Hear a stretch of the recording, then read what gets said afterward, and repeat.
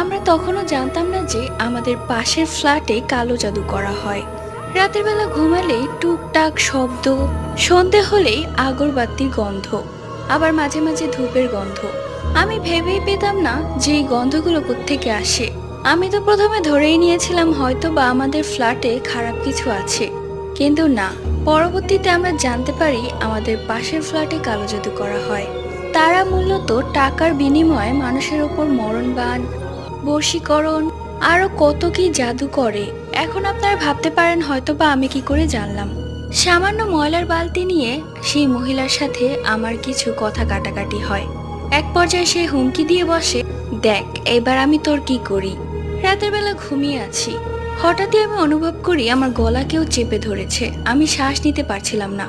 কোনো রকমে আয়তুল কুরসি পড়লাম, সাথে সাথে আমার গলা ছেড়ে দিল। উপরতলার মহিলার সাথে আমার ভাব তার থেকে